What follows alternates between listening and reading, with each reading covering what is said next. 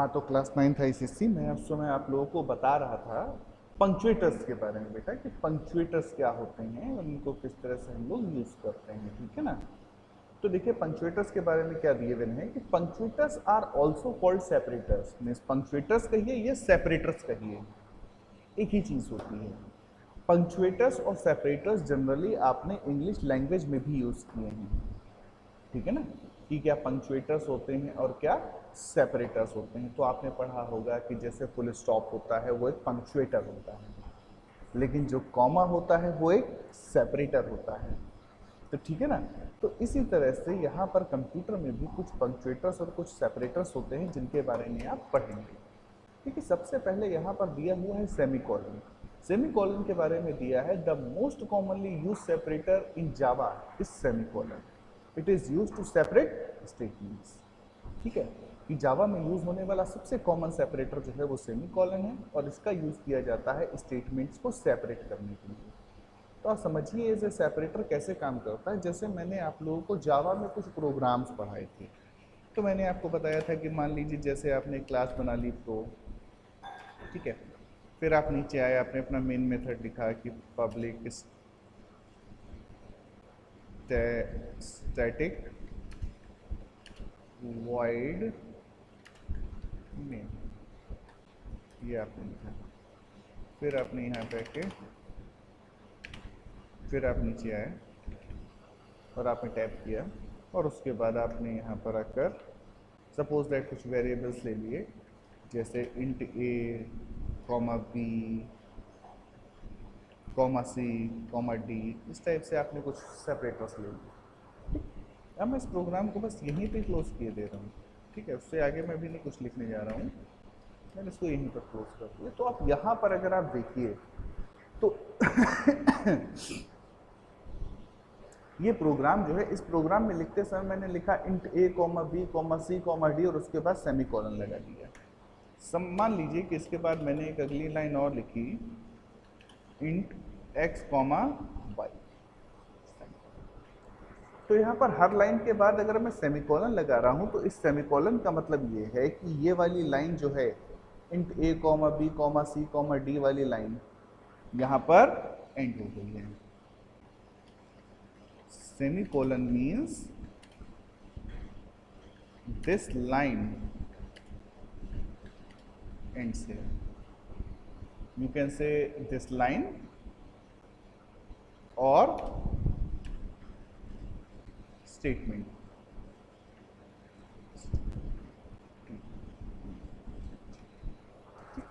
Okay.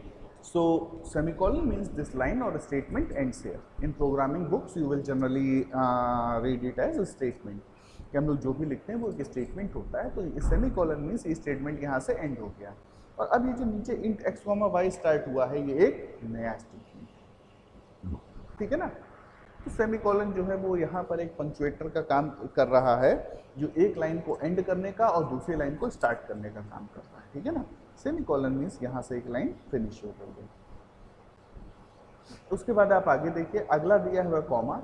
It is use to separate consecutive identifiers in a variable declaration. मतलब क्या कह रहा है कि आप वेरिएबल डिक्लेरेशन में जो कॉन्जिक्यूटिव आइडेंटिफायर्स मीन्स लाइन से कई सारे वेरिएबल्स जब आप ले लेते हैं तो ये उनको सेपरेट करने का काम करता है। तो यहाँ पर देखिए हमने भी क्या किया है, ये वेरिएबल डिक्लेरेशन करते समय हमने यहाँ पर लाइन से कई वेरिएबल्स ले लिए ए बी सी डी।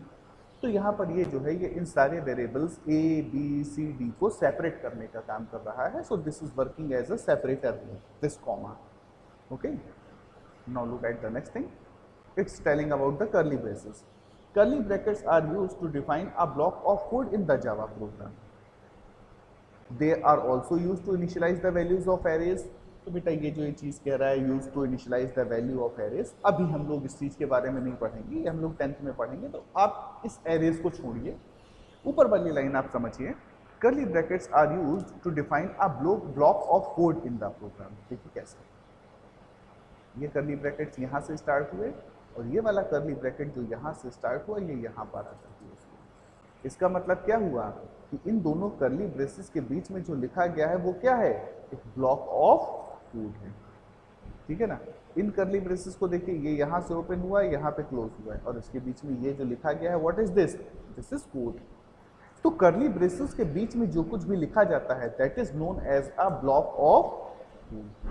ठीक है, वो कोड का एक ब्लॉक होता है, या कहो आपकी कोड का एक कलेक्शन होता है, जिसको हम लोग कर्ली ब्रेसेस के बीच में लिखते हैं। देखिए इस जी इस और इस कर्ली ब्रेसेस के बीच में जो लिखा जाएगा that is known as the block of the code, और you can say that is the collection of the code. ठीक है, कई सारे स्टेटमेंट्स को एक जगह पे जो ब्लॉक करके हम लोग रखते हैं, उनका ब्लॉक बना लेते हैं, that is known as semicolon.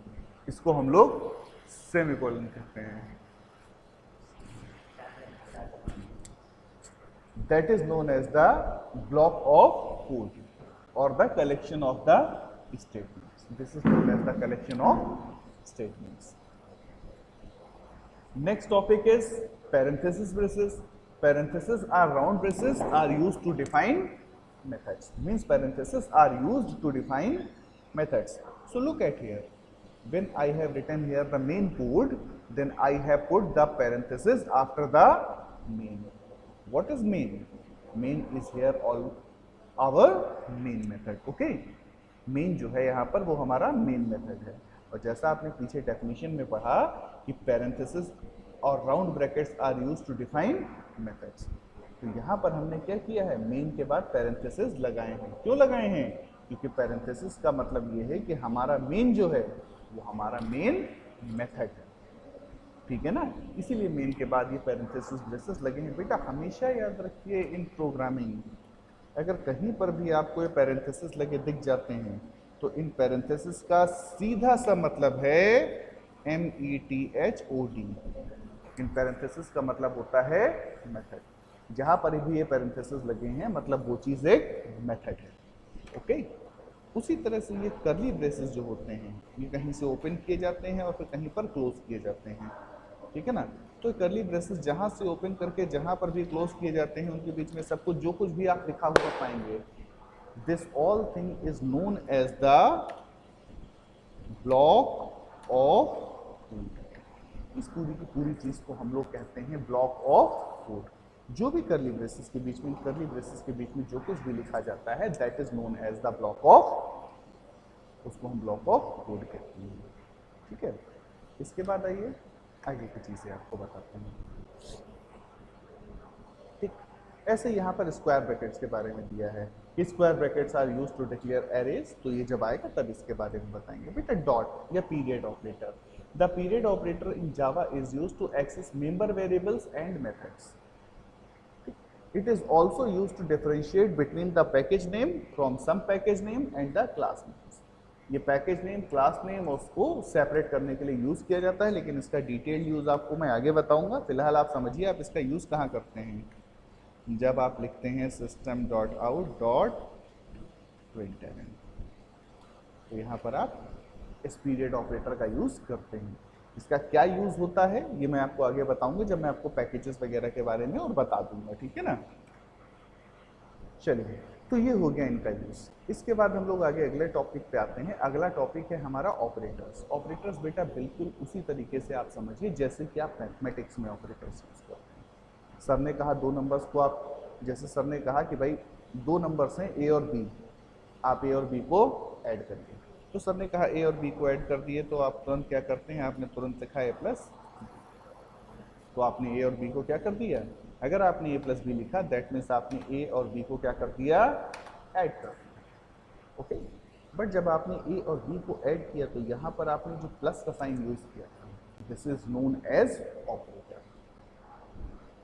तो इसी तरह से मैथमेटिक्स में बहुत सारे ऑपरेटर्स होते हैं, जैसे ए प्लस बी है तो यहाँ पर जो प्लस का साइन है इज आ ऑपरेटर, किस लिए यूज होता है आप जानते हैं। ओके, ठीक इसी तरह से अगर कहीं पर a माइनस भी लिखा गया तो यहाँ पर माइनस का जो साइन है इज आ ऑपरेटर। माइनस क्या करता है आप अच्छे से जानते हैं कि दो नंबर्स को माइनस करेगा। ठीक उसी तरह से बेटा अगर a इंटू बी लिखा जाता है तो जिसमें a इंटू बी अगर लिखा जाता है जिसमें दो नंबर्स को आपस में मल्टीप्लाई किया जा रहा है। इसी तरह से मैंने आपको 8th क्लास में बताई थी एक चीज़ कि अगर लिखा गया है a divided by b, this is used to find the quotient. इसका यूज किया जाता है कोशेंट को फाइंड करने के लिए, क्योंकि जब हम लोग डिवीजन करते हैं तो डिवीजन में हमको बेटा हमेशा दो चीजें मिलती हैं, एक कोशेंट होता है और एक होता है जमीन।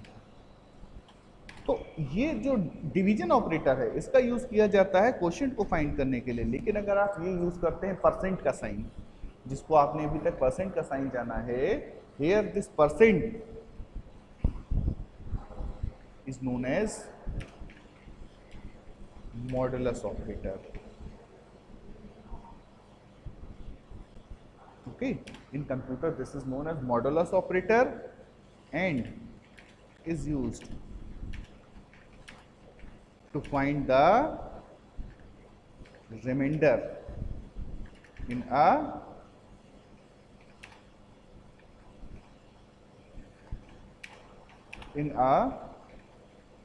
डिवीजन। ओके, तो इसका यूज होता है डिवीजन में रिमाइंडर को फाइंड करने के लिए। ऐसे और भी ऑपरेटर्स होते हैं, जैसे ए ग्रेटर देन बी, तो आप जानते हैं यहाँ पर ग्रेटर देन बी क्या कर रहा है। ऐसे ए लेस देन बी, तो आप जानते हैं ए लेस देन बी क्या कर रहा है। ये ए ग्रेटर देन और equals to B, a less than और इक्वल्स टू बी। तो इनके बारे में आपने मैथ्स में पढ़ा है कि ए ग्रेटर देन बी का मतलब है ए बी से ग्रेटर है, ए लेस देन बी का मतलब है ए बी से छोटा है, ए ग्रेटर देन और equals to B A B से बड़ा है या उसके इक्वल है, ए लेस देन और equals to B means A is smaller और लेस देन बी।